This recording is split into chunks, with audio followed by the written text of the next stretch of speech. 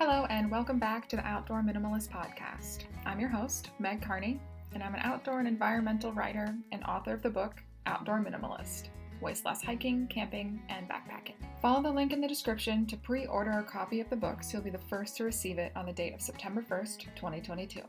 The Outdoor Minimalist podcast has a goal to give listeners actionable ways to waste less hiking, camping, backpacking, and more during every step of their process. Your impact outdoors starts long before you hit the trail and goes beyond leave no trace ethics. You'll learn how to identify sustainable outdoor brands, how to ask hard questions regarding sustainability, and begin to shift and evolve your mindset to integrate minimalism into all of your outdoor pursuits. In episode 14 of the Outdoor Minimalist podcast, we're going to be talking about a few things that hold a lot of space in my life: trail running and storytelling. Combining these two things, I'm excited to have Jess Vandenbush on the show to discuss the Eat Clean, Run Dirty magazine. This magazine, in my opinion, is already a game changer in the world of not only running magazines, but outdoor magazines in general. If you've never seen this print-only magazine before, when you first set eyes on it, you'll notice the intentional design not only in visuals, but the materials used. It embodies the mindset of minimalism and executes storytelling in a way that has started to become overshadowed in the magazine world by advertisements and product placement. It is real, it is intentional, and it is leading a movement. I'm sure Jess can do a better job of explaining the magazine, so before we get to my interview with her, a little bit more about Jess. Jess has shameless enthusiasm for wild spaces, fresh air, small town diners, culture, art, road trips, and simple pleasures. She relishes in doing hard things, from running up mountains to launching a print-only magazine during a global pandemic. She regularly bites off more than she can chew and figures it out as she goes. Eat Clean, Run Dirty magazine is her love letter to trail and ultra running and all the humans that are a part of it. Adventuring plans on your calendar? Remember to grab your Lava Linens travel towel on your way out the door. Founded by a mother-daughter team, Lava Linens crafts durable, luxurious travel towels as a more sustainable and better performing alternative to microfiber and cotton towels. Powered by flax and hemp, they're designed to be by your side for years to come. Use the code Outdoor Minimalist for 15% off your next order. So thank you so much for being on the show today with me, Jess. I'm super stoked to have you here to not only discuss your love and passion for running, but also all of the, ups, downs, and all-arounds that you've experienced while launching a trail running magazine, Eat Clean, Run Dirty. So before we kind of dive into all of that, can you just tell us more about your love for the outdoors, your experience in the outdoor industry, and how Eat Clean, Run Dirty was born? So in the running community, I'm glad you asked my experience with the outdoors. I've noticed a lot of runners will say when did you first start running or something like that. And people sometimes say oh, back in college but for me it's not about running. It's about being outside. And so my question I like to ask people or answer is, how'd you first start getting outside? And I'm from Wisconsin, born and raised in Green Bay, Wisconsin, and my family only went on vacations in a tent. And I spent weeks on end in northern Wisconsin, especially in the Eagle River area in Vilas County, camping in a canvas tent with my family and fishing for breakfast and going on hikes and being out in the woods and in nature on my own. And I think that's what really led me to being a trail runner as I am now, is just my love for being outside and seeing wild places and just being in it. So that's where it started. And as a young girl, when they ask you what do you want to be when you grow up, I had two answers. One of my answers was a park ranger, and the other answer was a news lady or, a journalist, basically. And so I realized that I've kind of invented my own job of where I can be a little of both. I can be involved in the outdoors and stewardship and be outside, but then I basically invented my own radio show and magazine that I can tell news or tell the stories that I want to tell through that. It's kind of a culmination of all those things that I think brought me to where I am today as the founder and editor-in-chief of Eat Clean, Run Dirty. It feels like to me, because I grew up in Minnesota, like the quintessential Midwestern upbringing. Right? It's so perfect. um, so Eat Clean, Run Dirty, did that start as the podcast then? It actually started as a running club. Oh, I had the podcast since 2015, and I hadn't realized that actually I was the first lady podcast host that talked about trail running, like really? in podcasting. Yeah. Since 2015, I've hosted this show, and if you really dig back, you can go to the first couple episodes, which are a little bit embarrassing, but that's okay. You listen to the first ones. But I used to call it the Sugar Stride podcast. And then I started like a monthly trail running meetup in downtown Cleveland where there was a restaurant. It was the country's first 100% non GMO restaurant. And I convinced them to let me host a group run there where after the group run we would go on a 4 mile run around Cleveland and see like the cool stuff in the city. And after the run they would give us free beer. So somehow I convinced this really cool non-GMO restaurant that was like the hippest place in town to give a bunch of rowdy runner folk free beers. and and I called the club Eat Clean, Run Dirty. And the thought process behind that was eat clean, like, eating clean, healthy food, but also eat local. Also, know where your food comes from. Make it your own if you can. Like, make your own food, grow your own food, but then put like other good things in your body, like meditate, sleep well, read books, read poetry, write poetry, make art, like, do like the whole when you think of wellness and living your best life, like all of that, and what do you consume and what do you contribute, that is eat clean. And then run dirty, meaning trail running, obviously, but also like being unapologetically messy in the pursuit of achieving goals and doing hard things. And not only don't worry about your makeup smudging or you being all sweaty and gross or getting all muddy and stuff like that, but like get over yourself and just go after it. Just go after it already. And so that's what Eat Clean Run Dirty means. That I came up with that name for the group run. And then to kind of tie it all together, I changed the name of the podcast, Eat Clean Run Dirty Podcast. And then when I decided to have a magazine, I thought it should be called the same thing too, because it really made sense to me. So that's where it came from and what it means. Well, I love how you described it. I wish that every running club kind of had that mindset, I guess, or holistic approach, and it wasn't just about like running really fast and running really hard, that it was more like a community building and holistic experience, because your body is experiencing so many things and so is your mind, and it's really beautiful. Well, thank you. And that's part of, when I think of Eat Clean Run Dirty, and the same thing with the running group, I think of it kind of as Sunday supper, where we have a spot saved for everybody. No matter if you're fast or you're slow, or if you're just a hiker, or, whoever you are, young, old, cool, nerdy, road runner, trail runner, track runner, all kinds. We take all kinds, and there's a seat saved for you at that table. And that's why, even when we had the group run going and we talked about as a club, like what kind of things we wanted at our group run, we would always mark the course so nobody got lost. We had somebody we called the white knight, which white knighting is making sure that no one gets left behind, and doubling back, making sure nobody gets lost, everybody feels taken care of. Dogs are invited, cyclists are invited, walkers are invited. Please bring new people. Kind of, we're all, we can all meet at the end. And if for some reason you're hurt or you're not a runner, we invite you for that free beer at the end anyway.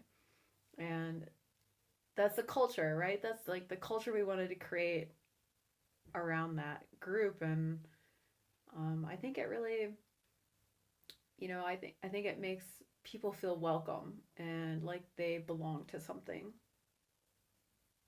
Yeah, and building that sense of community, it's such like a natural human desire. And one thing that I've noticed, not just in the running communities, but in the outdoor industry, sometimes there is a lack of inclusivity. Is that a Mm-hmm. word?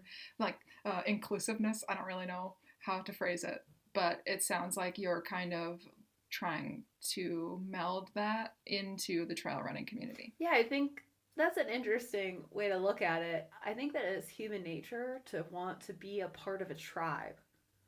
And you see Mm-hmm. it in kids, and you definitely remember it from like middle school and high school. People kind of team up, and sometimes it's how you identify yourself, define yourself.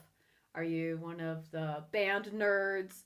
Are you one of the football players? Are you one of, the hippie kids? Or who are you? And that doesn't stop once you get out of school. It continues on through adulthood and stuff like that.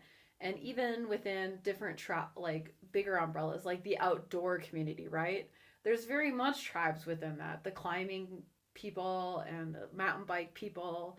And even though we have so many common things amongst us, you see it at any trailhead, the mountain bikers and the runners versus maybe the dirt bike people, or, the horseback riders. We're all out there because we love the same thing. And I think sometimes we can forget that. And so, as much as feeling a part of something is important, it can also really divide us in the action of creating that identity for ourselves. And so, absolutely, I'm trying to break the paradigm on what it means to be a runner. Who is that? And what are we going to do about it? And then also thinking about the running community, Meg, it's way more than runners.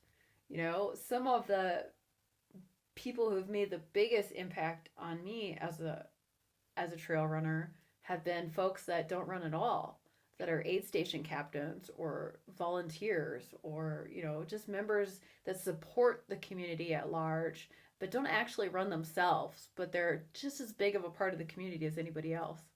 That is funny that you mentioned that because I feel like we often forget about them. They're like the hidden part of the running community, but they're very important and valuable. Right. I think I just did a race out in Pennsylvania called Oil Creek, and that race has been going on for a pretty long time. And the aid stations at that race have been run by the same families for years and years and years. And the mayor parks cars. The middle school is the start finish line, and we camp in the gym. And it's stuff like that where there's a whole town around this race that has been supporting the running community for all this time. Even the train that goes through town drops off supplies at the aid stations. It's really cool. And, you know, those people are just as important to the running community as the people running that race. And it's a beautiful thing. And so, I really make sure that we involve those folks. And that's why when I look at articles for Eat Clean Run Dirty and we're talking about race reports and things like that, not only do I mean to include writing from the winner or from the mid pack or from somebody who maybe didn't even finish the race, but I get reports from volunteers who just made grilled cheese sandwiches, or from the race director or the medical staff, right? The nurse who helps you pat, like, you know, with your blister feet and things like that. They're a huge part of our community, and so hearing their perspectives and what brings them to these events, I think, is important too.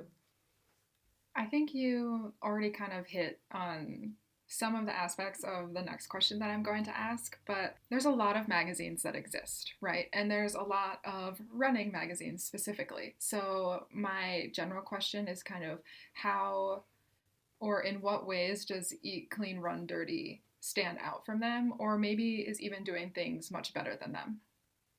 Ah, so yes, there's a lot of magazines, and I love magazines, and that's part of why I thought to start one, because I really love them. I am somebody who's subscribed to magazines my whole life. Since I was a kid, I subscribed to Highlights Oh, heck magazine. yeah. I loved that magazine. Right? I loved that magazine, and National Geographic as a young person, and I would even, when you got those Scholastic Book Fair orders that you got to do at school, I would order, you could get different activity magazines and stuff through that, or even Mad Libs. I don't know. I've always been a fan. And, now that I'm like this adult person that runs through the woods and eats snacks with my friends as like a major part of my day, um, I really looked at all the magazines and thought, like, there's not really one for us.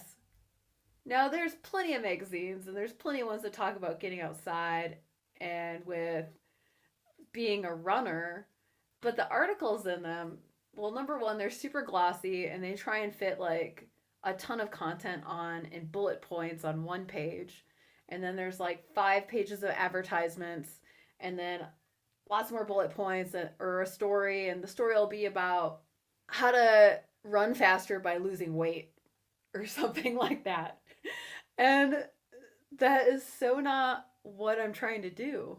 I'm running because I like spending quality time with my friends, or I like doing hard things, or I like trying to do things I don't even know if I can pull off or not. I don't know if I'll finish, or really being in wild places that you can't drive to.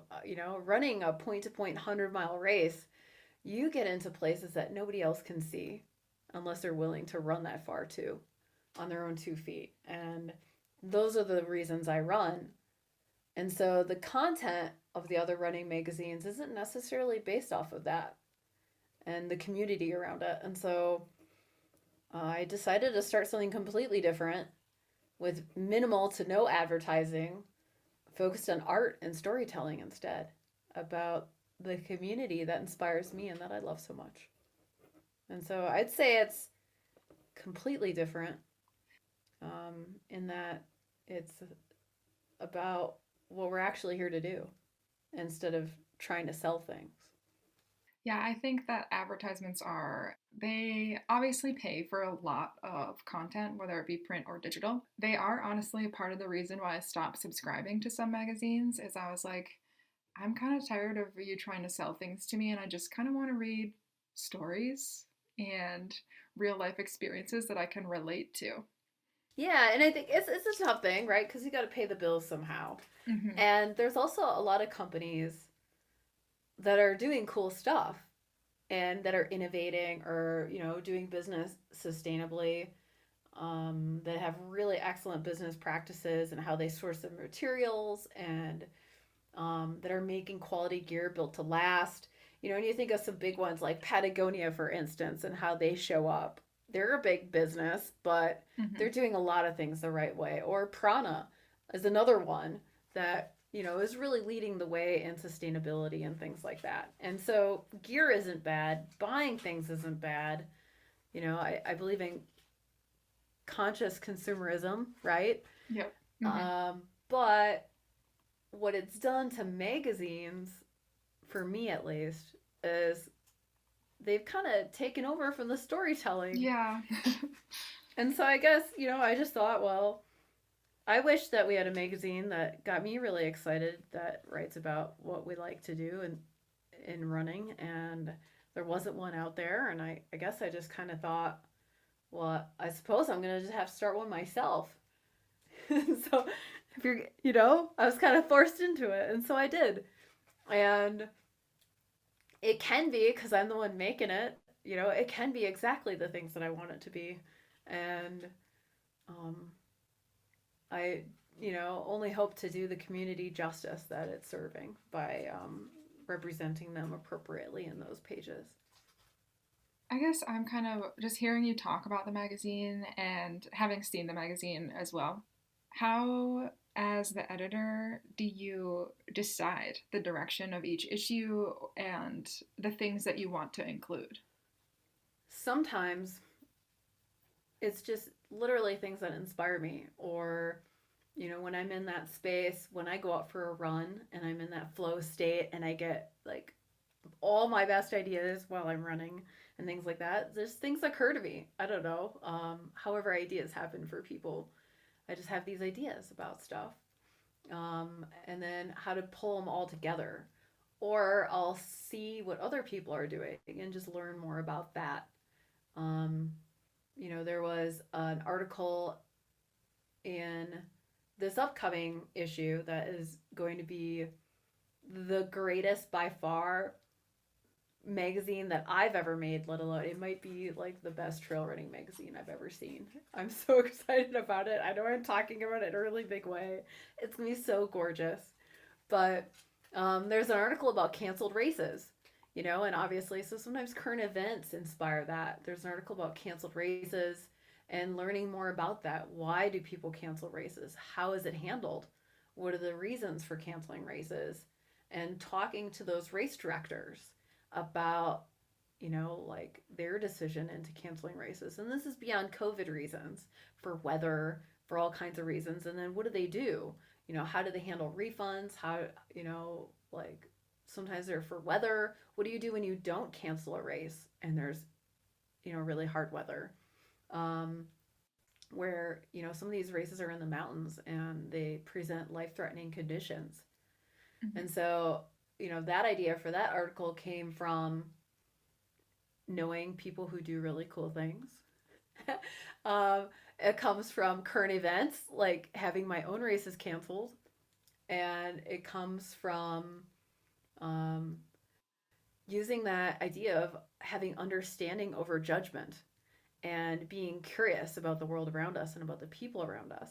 And so instead of being presumptuous about canceled races or how people are handling them, to just really be inquisitive and learn more and go right to the source and ask those race directors, what went into canceling this race? How was that decision making? How was that hard? What things came into it? And learning more about that. Being a curious lover of life and a curious trail runner, and learning more about the people and places around you is kind of what inspires certain articles like that. So that's one that I'm really excited about. And is that in the next issue? Yes. I may have Yep, missed. it comes in the next issue. It actually, Today is November 10th. That next issue goes to the printers in 2 days and should be in mailboxes within 2 weeks after that. And, that is for, it really, like I said, it's not COVID related cancellations, but wildfire closing a race down. Or, recently we saw those runners in Utah where that race director did not cancel the race and a big winter storm came in and there was runners that had to be evacuated from on top of a mountain during like huge whiteout conditions. And, where hypothermia and death are things that really do happen, or that tragedy in China where all those runners lost their lives. And, the kind of what goes into permitting, what goes into, is there an evacuation plan? Is there search and rescue on course to get people out? Is there required gear? And what are the politics of all that? It's really interesting. So doing a deep dive into stuff like that. And then there's a whole nother article where it's runners writing haiku. That's awesome. And so it goes to like serious journalism, I would say, slow journalism, but journalism, to poetry and fun and things like that. And sometimes there's recipes and there's all sorts of things. Sometimes there's articles about having your own container garden, like we worked with you on, all sorts of different things. I guess it's just on what inspires me at the time, which is what's cool about having your own magazine. It can be whatever you dream up. Yeah, and I do really appreciate the like artistic side of the magazine. It does, like the way that you lay things out, it really highlights visuals, which some, like, photography is often important in a lot of magazines, but there was one issue, I don't remember which one it was, but the cover of it was like a drawing or a painting or something like that, and I really like how you're featuring artists and like their perspective of the community. Well, thank you, Meg. This new issue, there's 3 different artists that are featured, where there's paintings in the magazine to accompany the articles, not just photography. Paintings, or there's some charcoal drawings. That is really fantastic, and I'm glad you mentioned that issue of the magazine, Meg, because it was a painting of a trail runner on the cover, and actually It was painted by a 14-year-old girl that lives in Bozeman, Montana. And she is an avid outdoors woman herself. She is a fly fisherman and she horseback rides and she does some bird hunting and hiking and camping. For 14 years old, she's quite accomplished. And I asked her, unprompted for anything else, I asked her to paint a picture of a trail runner. And she painted a picture of a woman who was alone in the woods and happy and strong looking. And to me, when she painted that, her name's Hayden. When Hayden painted that picture of a trail runner, it made me think of she's painting what's possible and that she sees herself as possible in our sport. She didn't paint a man. She didn't paint somebody who looks like an Olympic athlete. She didn't paint somebody on a track or on a treadmill. She didn't paint somebody with somebody else like as helping them. She painted a confident, strong looking, healthy woman by herself in the mountains having a good time on the trail. And that's what it's all about, right? Like seeing yourself as possible in these wild spaces and in these stories. And that's the whole purpose of storytelling, is to connect with other people, but then also to inspire. And so that's why that picture landed the cover. Her first magazine cover. I'm sure she'll have many more. Because that, like I feel like that's what we're, those of us who create and share and write, like you do. I hope that somebody else sees what we make and makes something even better, and their own version of it, I guess. And so that's cool. And that's part of, right, like, that's another thing, supporting the arts is a huge part of what Eat Clean Run Dirty is about. And so I'm really proud to support different independent local artists, things like that, through that storytelling, and that only like a print could do. I think it's different. It's more intimate to be able to hold it in your hands and see it and smell it. I got weirdly emotional when you were explaining that. The painting that Hayden did. It is I definitely identify with the art on the cover, and for someone of such an impressionable age, I remember being 14 and extremely awkward and self-conscious, and like to like I guess paint a powerful image that would impact not just other people her age, but like women in the trail running community is really amazing and powerful. Yeah. I know you're from Minnesota. I'm from Wisconsin. Mm-hmm. Young Hayden's from Montana. But growing up, when I was that, in that age, like, I wasn't the pretty girl, like I wore flannel shirts that my dad got at Fleet Farm and jeans from the thrift store. And I, like was more interested in building those giant ice snowball things on the playground than chasing boys. And, like I was playing kick the can and ghost in the graveyard and climbing trees and riding bikes and doing all that stuff. And, and sometimes reading books, and listening to music and going camping and learning how to clean fish. Like, I took wood shop and I took forestry and animal husbandry class and I took hunter safety in high school. And I wasn't, I don't know, like kind of had a different existence than some people do. Not that any way is wrong, but, that's who I was growing up. Trail running has done a thing for me where I've gotten to connect with other humans who like doing a similar thing, which is cool in that, to bring it back around a tribe, to know that you're not the only one. And especially with women. And that's something that's really benefited me, especially in traveling to different places to run races. And the more people I meet, like yourself, Meg, where, you meet really cool people doing amazing things. And their priorities are adventure and about like learning and like exploration and building something or creating something, or it's just a whole different like group of people that I'm so glad I finally got to meet. um Being that young girl that would go snowmobiling and ice fishing with her dad. Yeah, just listening to you explain your childhood, I feel like, especially in the media that was present when we were that age, the people that we were, or like the people we were becoming, weren't necessarily represented. And Exactly. especially in running. Like, I used to despise running until I started to get really into hiking, and then I realized trail running is a thing and it also involves hiking. And so I tried and I was like, this is awesome. And the people are Mm-hmm. awesome. It was just never presented to me as an option to that I too could be a runner in a supportive community like that. Absolutely. And I guess that's the thing I was searching for, Meg. Thank you for bringing that up.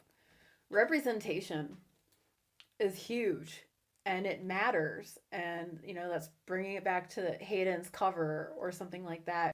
The things that you see in media are so important because it makes you, once again, feel possible, and inspires even you to do even more bigger things. And as young people, I'm probably older than you, but growing up watching Full House, I watched that.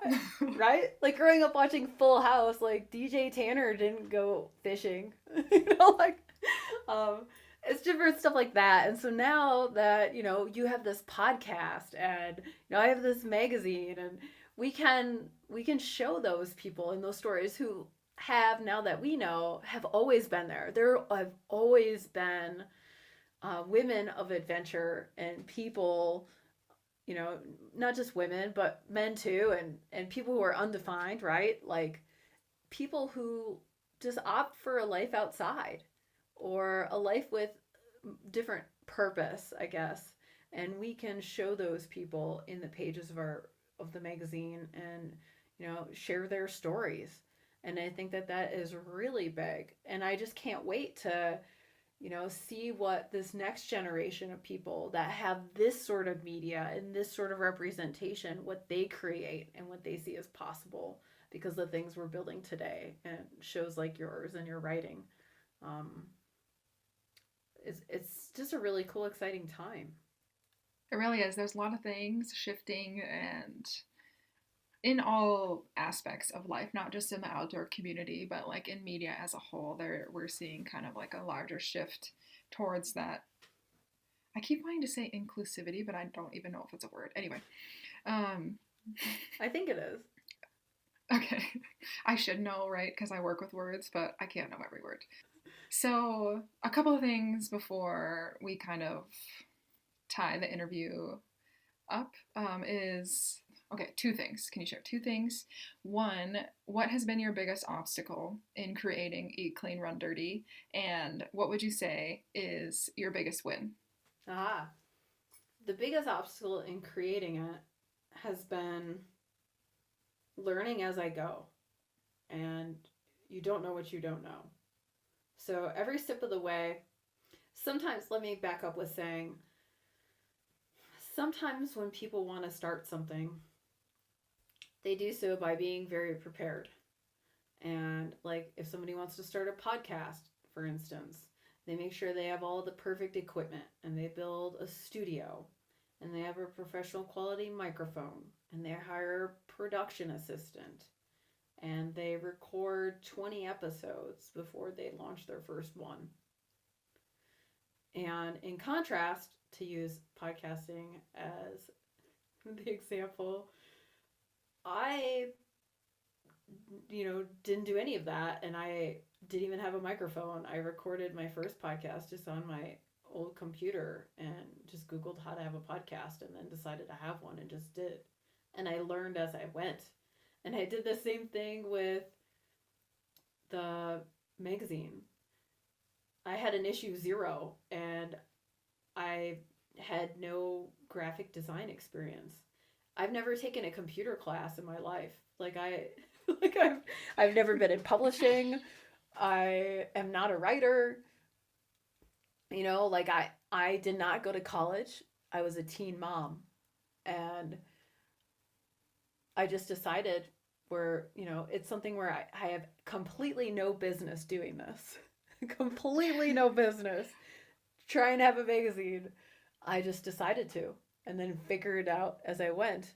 And so there's a lot of growing pains because it's, I've never needed a permit to send bulk mail before.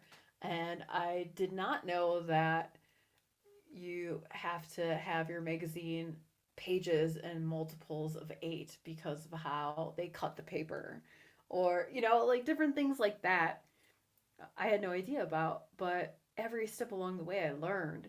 So I guess that's been the biggest challenge with having it, is having completely no experience in what I'm doing. And I share that because, like I said, issue 5 is coming out, and it's the most beautiful magazine about running that I've ever seen in my life. And to see the growth from issue 0 to issue 5 is completely amazing. And all the readers have seen it because they saw what issue 0 was like. It definitely looked like my first magazine, and I'm not learning in private, I'm learning very publicly.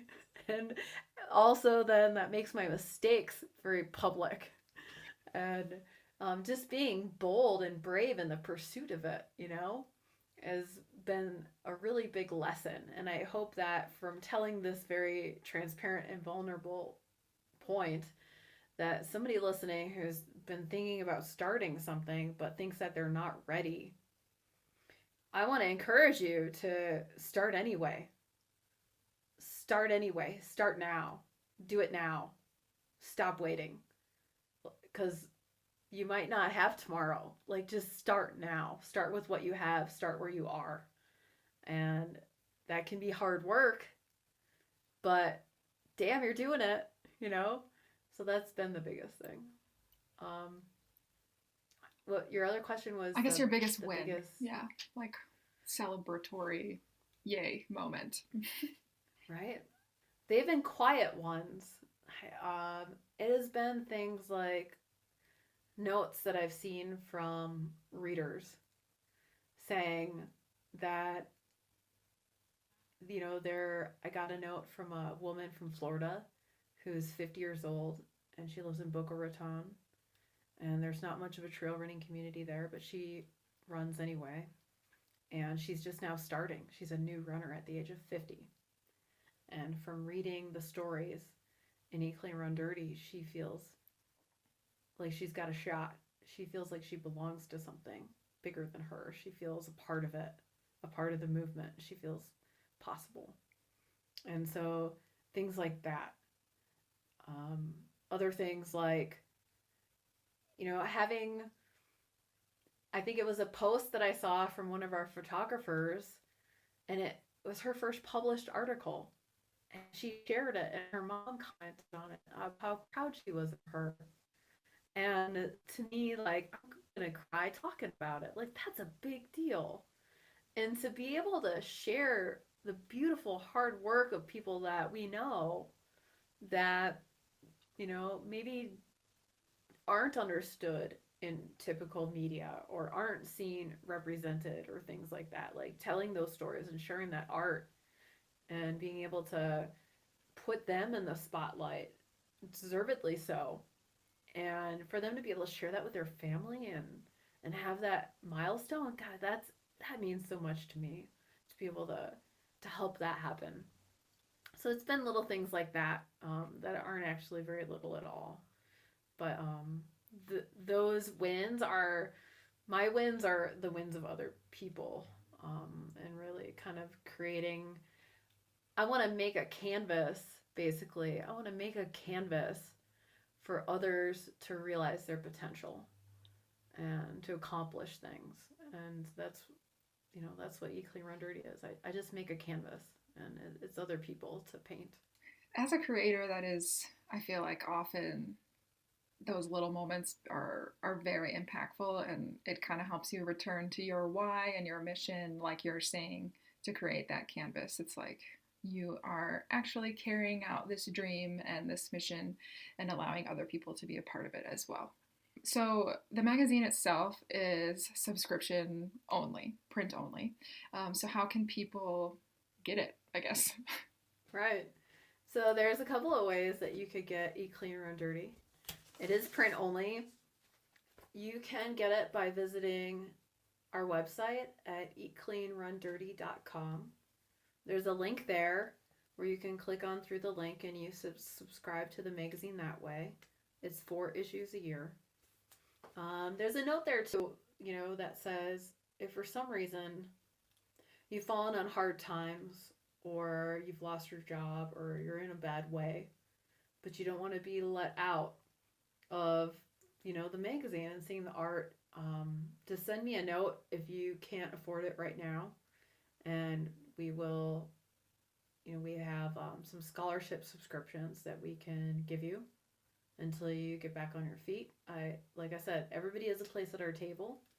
So send me a note there. Or also, there's a link where if you don't deal with digital money and you're not so hot on sending things through the internet, some folks still like mailing a check. You can mail a check to me too, and we'll get your subscription up and going. The reason I don't have it digital, and I know it's tough, especially in a world where digital means less paper and less carbon footprint. I think that, that is at odds with being off your phone and being unconnected. And I think that there's something beautifully intimate about a paperback novel or about the written word. I want people to be able to tear a page out of the magazine and use it as gift wrap, or tear a page out of the magazine and tape it to their refrigerator, as in, that is a picture of a place they're going to go to. I want you to have the oh crap moment when you spill your coffee on it, and I want you to be able to save them and pass them along to friends and, re-gift them or keep them on your coffee table and collect all of them. Maybe a picture and it really moves you and you want to cut it out and frame it. Even though it's print, that doesn't mean necessarily it's poor for the environment. There's ways that you can upcycle it or, hold on to it. And that's part of why it's a high quality magazine. It's beautiful to hold on to. It's something that you'll want to keep for a long time. Yeah, and I don't know if we said this or not, but for those listening that haven't seen the magazine before or held it, it's not the same materials as a standard magazine. It doesn't have that glossy finish, so you can actually repurpose it for other things really easily, or even compost pages and things like that. Yeah, and that's so you can write on it.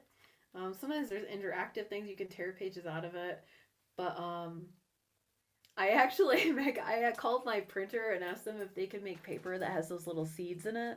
Oh, yeah. So that you could plant it. And they're like, what are you talking about? Someday I hope to afford that because it's very expensive. It happens to be. But the future in my dream world would be the cover has seeds in it and you can plant it. Yeah, I've seen that with product packaging and things like that. That would be awesome. Cool. So how else can people contact you? And Eat Clean Run Dirty has social media as well. Yeah, so if you want to follow along on our journey, or if you're interested in contributing something to the magazine, you can follow us on Instagram. We're at Eat Clean Run Dirty. We have the website. We're on Facebook too, although you'll probably find me on Instagram a little bit more because I'm such a visual storyteller. You could also email me directly, Jess at eatcleanrundirty.com. If you have any questions, or maybe you want just a single issue, you don't want to subscribe all at once, or you have an idea, you're an artist, you're listening to this and you're like, oh my gosh, I do watercolor paintings of mountain vistas on my hikes and I wonder if she might be into that sort of thing. The answer is yes, and you should contact us. So those are definitely all the ways. And there's a podcast too. We're available on iTunes and Google Play and wherever you get your podcast. It's called Eat Clean Run Dirty. Perfect. And I'll link all of that and include Jess's email in the show notes in case you do want to contact her or contribute art or writing to the magazine. But thank you so much for taking the time to chat with me today. It was a very inspiring conversation.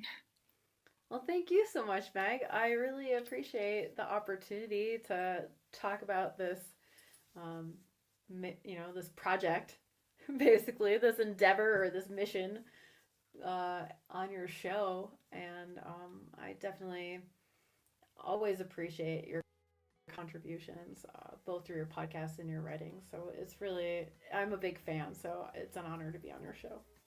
Thank you so much. Thank you.